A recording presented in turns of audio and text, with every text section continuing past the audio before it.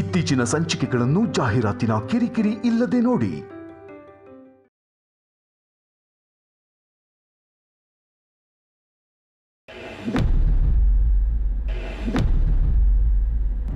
ನೋಡಿ, ನಿಮಗೆ ಕೊಟ್ಟಿರೋ ಟೈಮು ಮುಗಿತಾ ಬಂತು. ಇನ್ನು ಬರೀ 10 ಸೆಕೆಂಡ್ ಮಾತ್ರ ಇದೆ. 9, 8, 7, 6, 5, 4, 3, 2. ನಾನಿದ್ದೀನಿ.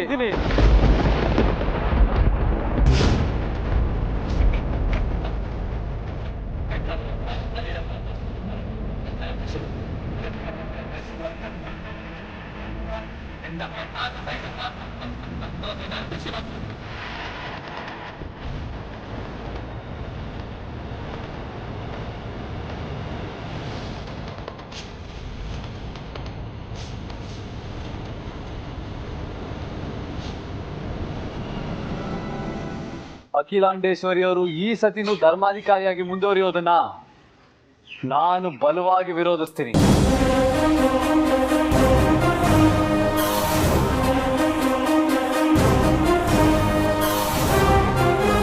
ಅಖಿಲಾಂಡೇಶ್ವರಿ ಅವ್ರ ಮಗನಾಗಿ ನೀವೇ ಇವ್ರ ವಿರುದ್ಧ ಮಾತಾಡ್ತಾ ಇದ್ರಲ್ಲ, ಕಾರಣ ಏನು ಅಂತ ತಿಳ್ಕೊಬೋದಾ? ನಮ್ಮ ಮನೆಯಲ್ಲಿ ಒಗ್ಗಟ್ಟಿಲ್ಲ.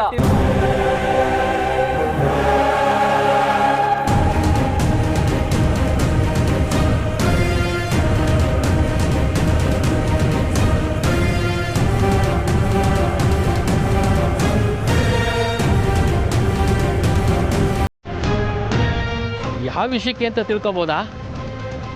ಆಸ್ತಿ ವಿಚಾರಕ್ಕೆ.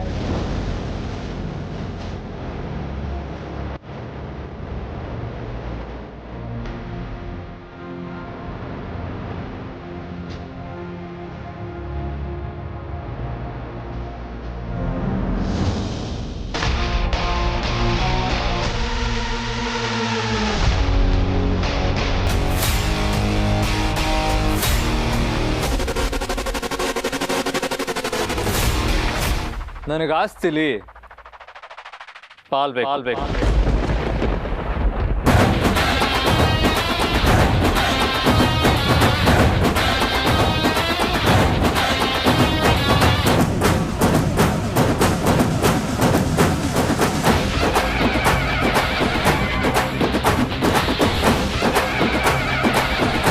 ಆದಿತ್ಯ, ಊರು ಜನರ ಮುಂದೆ ಏನು ಮಾತಾಡ್ತಾ ಇದೆ?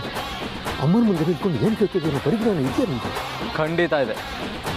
ಯಾಕಪ್ಪ, ನನಗೆ ಬರಬೇಕಾದ ಆಸ್ತಿ ಕೇಳಬಾರ್ದ? ಅದು ತಪ್ಪ? ಹಾಗಲ್ಲಪ್ಪ, ಇಲ್ಲಿ ಎಲ್ಲರ ಮುಂದೆ ಇದು ಪರ್ಸ್ನಲ್ ವಿಷಯ. ಮನೆಗೆ ಹೋಗಿ ಮಾತಾಡೋಣ, ಆಯ್ತಾ? ಸಾರಿ ಅಪ್ಪ, ಇದು ಮನೆಯಲ್ಲಿ ಇತ್ಯರ್ಥ ಆಗೋ ವಿಷಯ ಅಲ್ಲ ಅಂತ ಗೊತ್ತಿದ್ದೆ ಇಲ್ಲಿವರೆಗೂ ಕಾದು ಇವತ್ತು ಎಲ್ಲರ ಮುಂದೆ ಕೇಳ್ತಾ ಇರೋದು.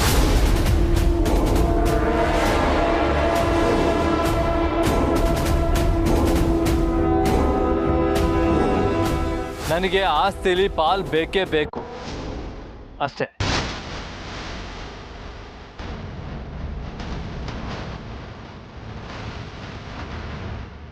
ಎಲ್ಲ ಸರಿ ಮಾಡ್ಬೋದು ಅನ್ಕೊಂಡ ಟೈಮಲ್ಲಿ ಎಂಥ ಕೆಲಸ ಮಾಡಿಬಿಟ್ಟೆ ಬ್ರೋ ನೀನು.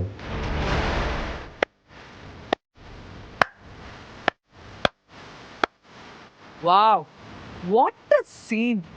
ಹಾ ಮಿಸ್ಟರ್ ರಘುರಾಮ್, ಆಗ್ಲೇ ನೀವೇನಂದ್ರೆ ಮಕ್ಕಳನ್ನ ಸರಿಯಾಗಿ ಬೆಳೆಸಲಿಲ್ಲ, ಸಂಸ್ಕಾರ ಕೊಟ್ಟಿಲ್ಲ, ಅದಕ್ಕೆ ಹಾಳಾಗೋಗಿದ್ದಾರೆ ಅಂತ ಹೇಳಿದ್ರಿ.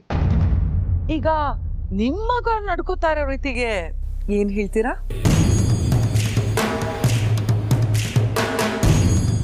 ಹೆತ್ತ ಮಗನೇ ತಾಯಿಗೆ ಮರ್ಯಾದೆ ಕೊಡ್ತಿಲ್ಲ, ಊರ್ ಜನರ ಮುಂದೆ ಮನೆಯಲ್ಲಿ ಒಗ್ಗಟ್ಟಿಲ್ಲ ಅಂತ ಹೇಳ್ದ. ಅದು ಅಲ್ಲದೆ ಆಸ್ತಿಯಲ್ಲಿ ಭಾಗ ಬೇಕು ಅಂತ ಬೇರೆ ಕೇಳ್ತಿದ್ದಾನೆ. ಇದಕ್ಕೆ ಗಂಡ ಹೆಂಡತಿ ಏನ್ ಹೇಳ್ತೀರಾ? ಈಗ ಮಗನಿಗೆ ಆಸ್ತಿಯಲ್ಲಿ ಭಾಗ ಕೊಡ್ತಿರೋ ಇಲ್ವೋ? ಏನ್ ಹೇಳ್ತೀರಾ ಗಂಡ ಹೆಂಡತಿ? ಅದು ನಮ್ಮ ಪರ್ಸನಲ್ ವಿಷಯ, ಅದ್ರಲ್ಲಿ ನೀನು ಮೂಗ್ ತೋರಿಸೋದು ಬೇಕಾಗಿಲ್ಲ. ಆಯ್ತು, ಮೂಗ್ ತೋರ್ಸಲ್ಲ. ಆದ್ರೆ ಅಖಿಲ ಧರ್ಮಾಧಿಕಾರಿ ಸ್ಥಾನದಲ್ಲಿರೋದನ್ನ ನಿಮ್ ಮಗನೇ ವಿರೋಧಿಸ್ತಾ ಇದ್ದಾನಲ್ಲ, ಅದಕ್ಕೇನ್ ಹೇಳ್ತೀರಾ?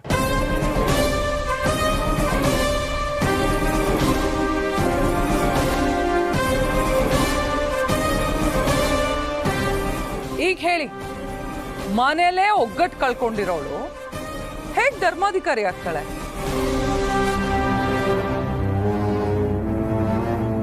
ಅಖಿಲ, ಮೊದ್ಲು ಮನೆಯಲ್ಲಿ ಧರ್ಮದಿಂದ ನಡ್ಕೊಳ್ಳೋದನ್ನ ಕಲ್ತ್ಕೊ.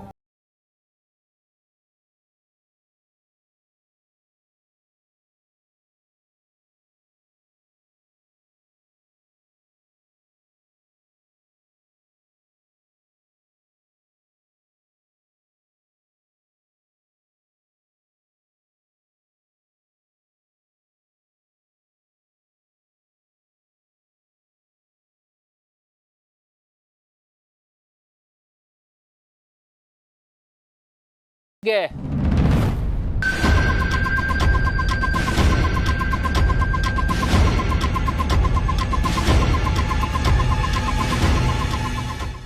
ನಾನು ಈ ಧರ್ಮಾಧಿಕಾರಿ ಸ್ಥಾನದಲ್ಲಿ ಮುಂದುವರಿಯೋದಿಲ್ಲ.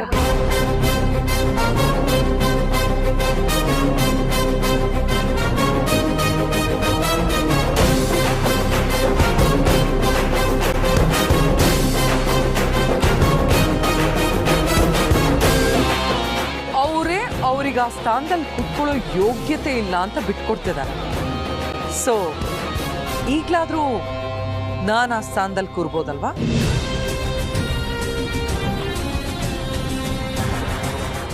ಆ ಯೋಗ್ಯತೆ ನನಗಿದೆ ತಾನೆ?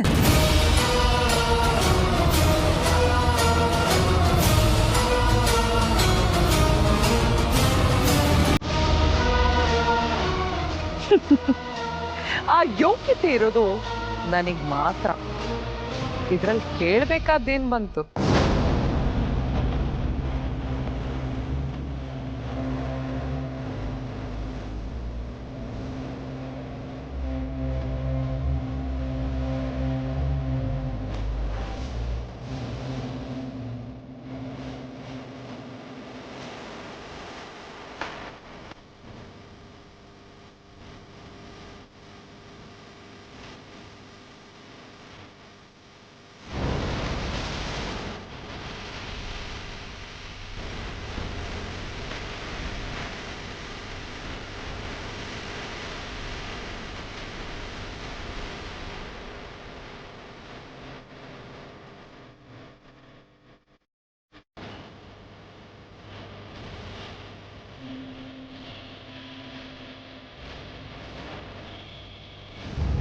ಅಖಿಲ, ಇಷ್ಟು ವರ್ಷ ಒಬ್ರು ಒಂದು ಸ್ಥಾನದಲ್ಲಿದ್ದು ಆ ಸ್ಥಾನಕ್ಕೆ ಇನ್ನೊಬ್ರು ಬಂದಾಗ ಮೊದಲಿದ್ದವರೇ ಅದನ್ನ ಹಸ್ತಾಂತರ ಮಾಡ್ಬೇಕಲ್ವಾ?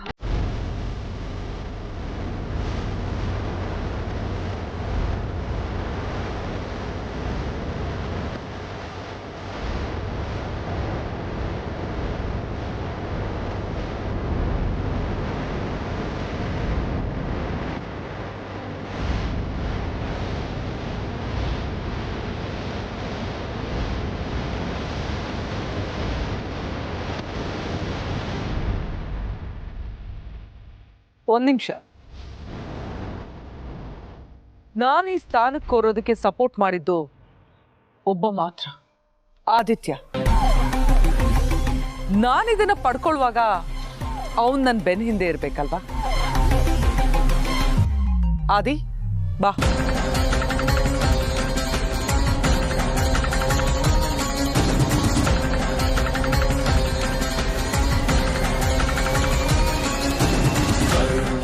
ಸಾರಿ ಅಮ್ಮ, ಈ ಕೆಟ್ಟ ಹಿಂಗ್ಸ್ ಹಿಂದೆ ಹೋಗಿ ನಿಲ್ಲೋದಕ್ಕೆ ನನಗೂ ಇಷ್ಟ ಇಲ್ಲ. ಆದರೆ ನಿಂತರೆ ನೀವು ನನ್ನ ಇನ್ನೂ ಜಾಸ್ತಿ ದ್ವೇಷ ಮಾಡ್ತೀರಾ, ಹಾಗಾಗಿ ನಿಲ್ತೀನಿ.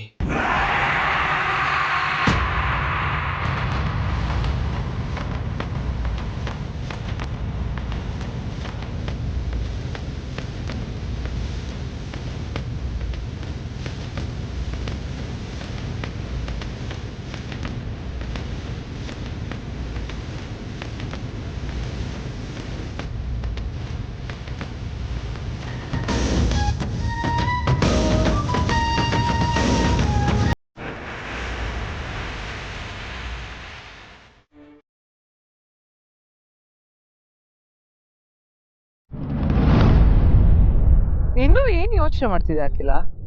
ಕೊಡು.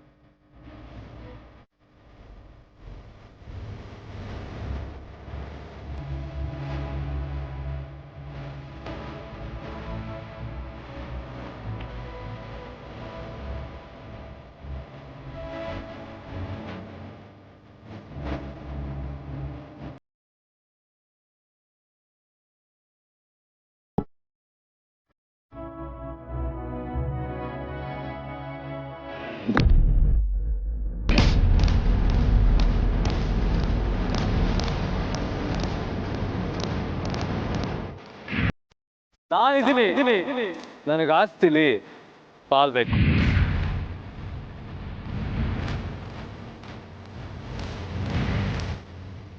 ನಾನಿದನ್ನ ಪಡ್ಕೊಳ್ಳುವಾಗ ಆದಿ ನನ್ನ ಬೆನ್ನ ಹಿಂದೆ ಇರ್ಬೇಕಲ್ವಾ?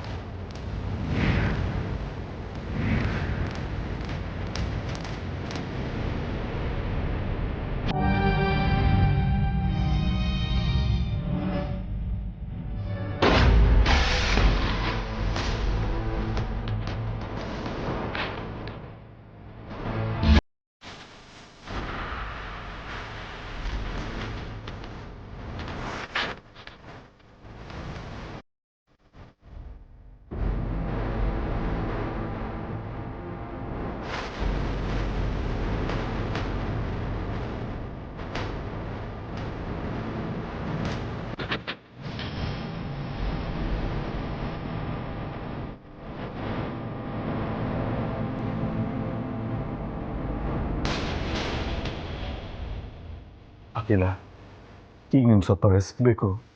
ಇಲ್ಲಿ ಯಾಕೆ ಕೂತಿದ್ಯಾ? ರೂಮ್ಗೆ ಹೋಗಿ ಸ್ವಲ್ಪ ವಿಶ್ರಾಂತಿ ತಗೋ. ಅಖಿಲ, ದೇವಸ್ಥಾನದಲ್ಲಿ ನಡೆದ ಘಟನೆನ ಮನಸ್ಸಿಗೆ ಹಚ್ಕೋಬೇಡ. ಧರ್ಮಾಧಿಕಾರಿ ಪಟ್ಟ ಈ ವರ್ಷ ಸಿಗದೇ ಇದ್ರೆ ಏನಂತೆ? 24 ವರ್ಷ ನೀನೇ ಅಲಂಕರಿಸಿದ್ಯಾ ತಾನೆ? ಪ್ಲೀಸ್ ರಘು, ಈ ಅಖಿಲಾಂಡೇಶ್ವರಿ ಯಾವತ್ತು ಅಧಿಕಾರಕ್ಕೋಸ್ಕರ ಆಸೆ ಪಟ್ಟೋಳಲ್ಲ ಅನ್ನೋದು ನಿಮಗೆ ಗೊತ್ತಿದೆ. ನನ್ನ ಮನಸ್ಸು ಘಾಸಿಗೊಂಡಿರೋದಕ್ಕೆ ಕಾರಣನೂ ನಿಮಗೆ ಗೊತ್ತಿದೆ.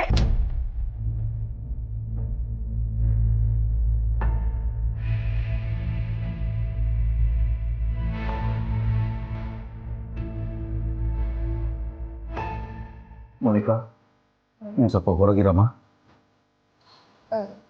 ಸರಿ ಅಂಕಲ್, ಆದರೆ ನೀವಿಬ್ಬರು ಯಾವ ವಿಷಯಕ್ಕೆ ಬೇಜಾರು ಮಾಡ್ಕೊಂಡಿದ್ದೀರಾ? ಇದು ನಮ್ಮ ಪರ್ಸನಲ್ ವಿಷಯ. Please leave us alone. Sorry uncle.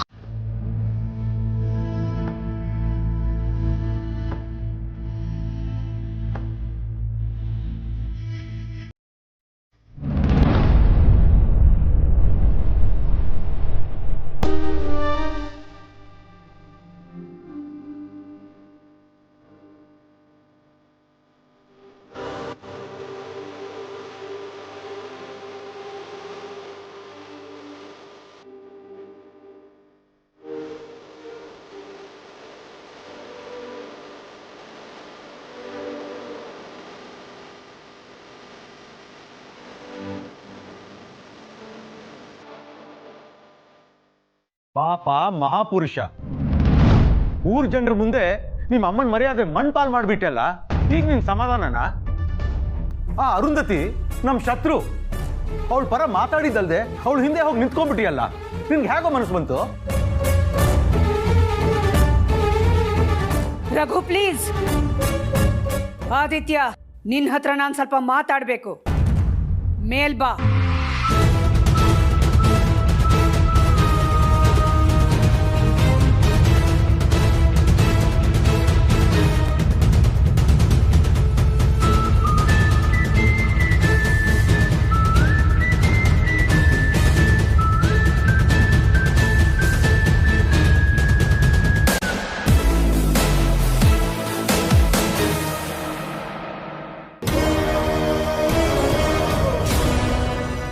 ಏನಾಗಿದೆ ನಿಮ್ಮ ಗಂಡನ್ಗೆ? ಅಮ್ಮನ ಬಗ್ಗೆ ಪ್ರತಿಯೊಂದು ವಿಷಯದಲ್ಲೂ ಕಾಳಜಿ ವಹಿಸ್ತಾ ಇದ್ದವನು ಇವತ್ತು ಈ ರೀತಿ ಯಾಕೆ ನಡ್ಕೊಂಡ? ಅರುಂಧತಿ ಯಾರು? ನಮ್ಮ ಕುಟುಂಬದ ಮೇಲೆ ಹಳೆ ದ್ವೇಷ ಸಾಧಿಸ್ತಿರೋ ಹೆಣ್ಣು, ಅಂದ್ರೆ ನಮ್ಮ ಶತ್ರು. ಅವಳು ಅವಳ ಮಕ್ಕಳ ಜೊತೆ ಸೇರ್ಕೊಂಡು ನಮ್ಮ ಕುಟುಂಬಕ್ಕೆ ಏನೆಲ್ಲ ಅನ್ಯಾಯ ಮಾಡಿದಾಳೆ ಅದು ನಿನಗೂ ತುಂಬ ಚೆನ್ನಾಗಿ ಗೊತ್ತು ತಾನೆ. ಅಂಥದ್ರಲ್ಲಿ ಅವಳು ಬರ ಮಾತಾಡಿದ್ದಲ್ದೆ ಒಳ್ಳೆ ಬಾಡಿ ಗಾರ್ಡ್ ಥರ ಅವಳು ಹಿಂದೆ ಹೋಗಿ ನಿಂತ. ಊರ್ ಜನರ ಮುಂದೆ ನಮ್ಮ ಮಾನ ಮರ್ಯಾದೆಲ್ಲ ಹಾಳು ಮಾಡ್ದ.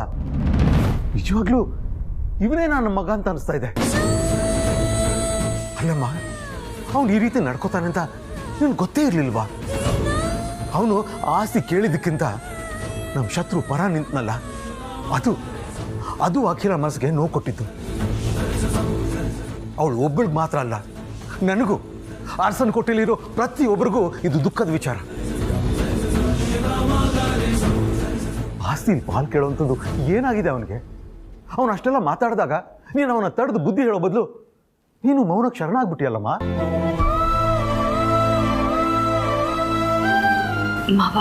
ಹೋಗ್ಲಿ ಬಿಡಮ್ಮ, ಅವನ ಆಸ್ತಿಲಿ ಪಾಲು ಕೇಳ್ತಾನೆ ಅನ್ನೋ ವಿಚಾರ ನಿನ್ಗೆ ಗೊತ್ತಿರಲಿಲ್ಲ ಅನ್ಸುತ್ತೆ.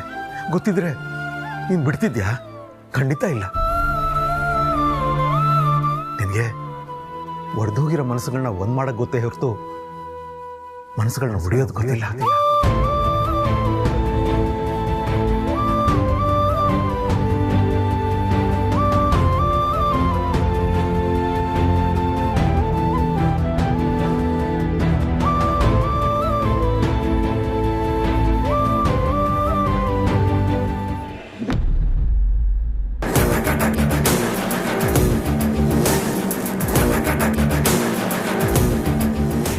ನಾನಿದನ್ನ ಪಡ್ಕೊಳ್ಳುವಾಗ ಅವನ್ ನನ್ನ ಬೆನ್ನ ಹಿಂದೆ ಇರ್ಬೇಕಲ್ವಾ? ಆದಿ ಬಾ. ಆ ಸ್ಥಾನಕ್ಕೆ ಇನ್ನೊಬ್ರು ಬಂದಾಗ ಮೊದ್ಲಿದ್ದವ್ರೆ ಅದನ್ನ ಹಸ್ತಾಂತರ ಮಾಡ್ಬೇಕಲ್ವಾ?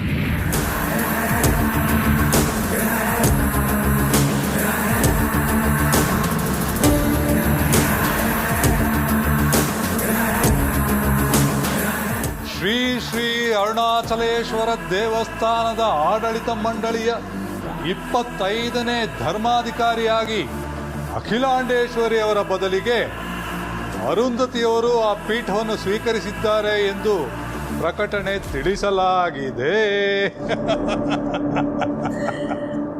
ಅಣ್ಣ, ನನಗೆ ನಂಬಕ್ಕೆ ಆಗ್ತಿಲ್ಲ, ನಾನ್ ಧರ್ಮಾಧಿಕಾರಿನ? ಓ ಮೈ ಗಾಡ್. ಹೌದು, ಅವರು ನಾವಿಲ್ಲಿಂದ ಹೊರಡುವಾಗ್ಲೂ ನೀನು ಧರ್ಮಾಧಿಕಾರಿ ಆಗ್ತೀಯ ಅನ್ನೋ ಕಲ್ಪನೆ ನನಗೂ ಇರಲಿಲ್ಲ. ಅದು ಆ ಅಖಿಲಾಂಡೇಶ್ವರಿ ಮುಂದೆ. ಅಮ್ಮಮ್ಮ ಅಂದ್ರೆ ಅಖಿಲಾಂಡೇಶ್ವರಿ ಆ ಪಟ್ಟದಲ್ಲಿ ಕೂರ್ದೇ ಇರೋದು ನೀನೇನೋ ಮಾಡ್ತೀಯ ಅಂತ ನಾನು ಅನ್ಕೊಂಡಿದ್ದೆ. ನಾವಿಲ್ಲಿಂದ ಹೋಗಿದ್ದಿದ್ದು ಉದ್ದೇಶ ಕೂಡ ಅದೇ ಆಗಿತ್ತಲ್ವಾ? ಆದ್ರೆ ಅಲ್ಲಿ ನಡೆದಿದ್ದೆ ಮಿರಾಕಲ್ಲು.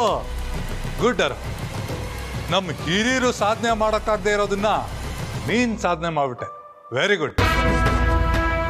ಆದ್ರೆ ಅದಕ್ಕಿಂತ ಖುಷಿ ಅಂದ್ರೆ ಅಖಿಲಾಂಡೇಶ್ವರಿನ ಕೆಳಗಿಳಿಸಿ ನೀನು ಅವಳ ಪಟ್ಟದಲ್ಲಿ ಕೂತಿಯಲ್ಲ, ಅದು ನಿಜವಾದ ಮಜಾ ಅಂದ್ರೆ.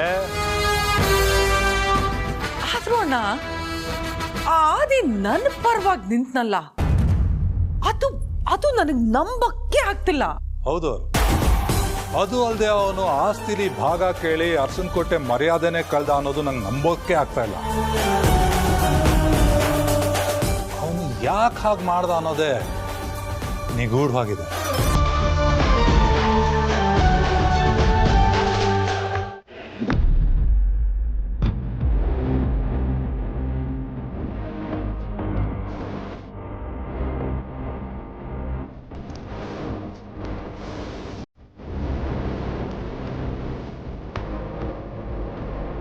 ನಿಮ್ಮನ್ನ ಈ ಸ್ಥಿತಿಲಿ ನೋಡೋಕ್ಕಾಗ್ತಾ ಇಲ್ಲ.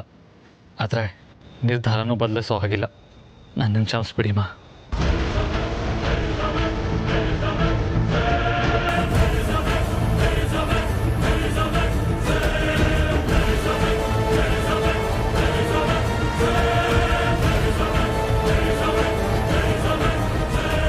ಮಾತು ಬೆಳ್ಸೋಕ್ಕೆ ನನಗಿಷ್ಟ ಇಲ್ಲ. ದೇವಸ್ಥಾನದಲ್ಲಿ ನಾನು ಆಡಿದ ಮಾತಿಗೆ ನಾನು ಈಗಲೂ ಸ್ಟಿಕ್ ಆನ್ ಆಗಿದ್ದೀನಿ. ನನಗೆ ಆಸ್ತಿಲಿ ಭಾಗ ಬೇಕು, ಅಷ್ಟೇ.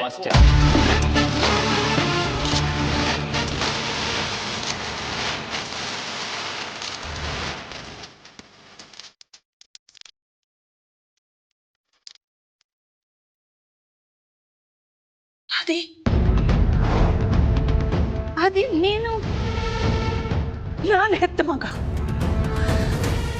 ನೀನೇನು, ನಿನ್ನ ಮನಸ್ಸೇನು ಅಂತ ನನಗೆ ಚೆನ್ನಾಗಿ ಗೊತ್ತಪ್ಪ. ಅವನಂತ ಮನಸ್ಸು ನೀನು ಅಮ್ಮನ ಮನಸ್ಸಿಗೆ ವಿಷ ಹಾಕೋ ಅಂಥವನಲ್ಲ. ಯಾರಾದರೂ ತಪ್ಪು ಮಾಡಿದ್ರೆ ಬುದ್ಧಿ ಹೇಳ್ತೀಯ ಹೊರತು ನೀನ್ ತಪ್ಪು ಮಾಡೋನಲ್ಲ.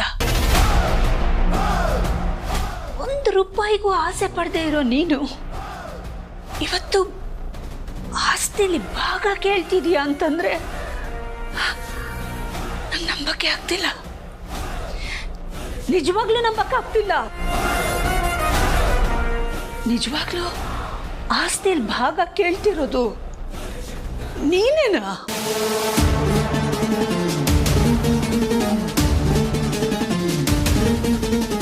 ಹೌದು, ನಾನೇ.